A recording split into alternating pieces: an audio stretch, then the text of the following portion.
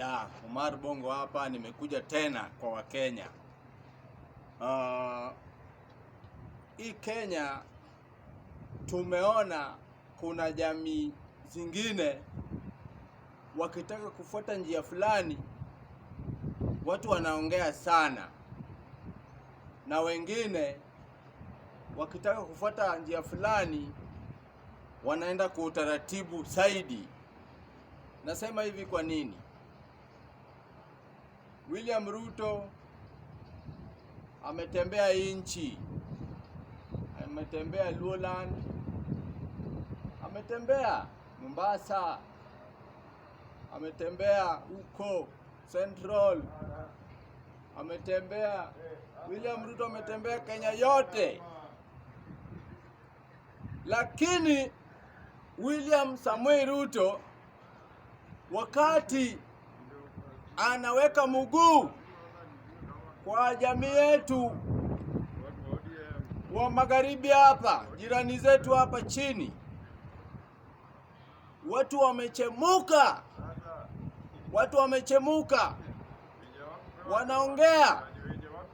wanaongea sana, wanaongea zaidi. Nashangaa kwa nini Wakenya mko hivi?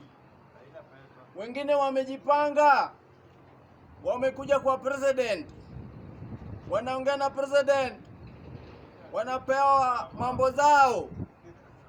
Hapa chini mumeshindwa kukaa chini kuelewana, na mko wengi sana.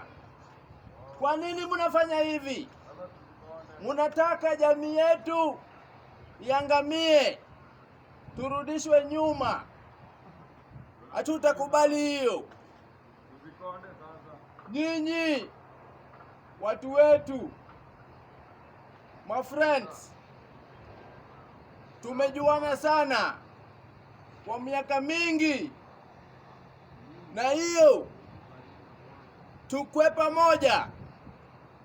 pamoja na Dr. William Samoei Ruto. Tukiwa pamoja tujijenge.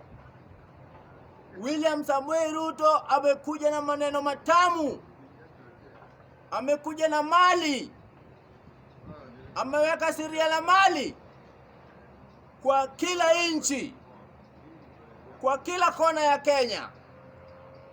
Kwa nini William Samoei Ruto akitaka akuwawewe mali, nyinyi mnapinga? William Samoei Ruto amekuja na mali, nyinyi mnapiga kelele hapo chini. Wacheni hiyo kelele mara moja, mchukue mali, mujijenge. Wakenya wenzangu, kwa sababu gani naongea hivi? Nasikia roho sana. Tumepata president mwenye ako na akili ya kujenga Kenya. William Samoei Ruto ako na map ya Kenya kwa akili yake. Jameni, anakuja, tuungane pamoja wa Kenya, turudishe Dr. William Samoei Ruto, tuunge yeye mkono, endelee kujenga nchi yetu. Asanteni wa Kenya.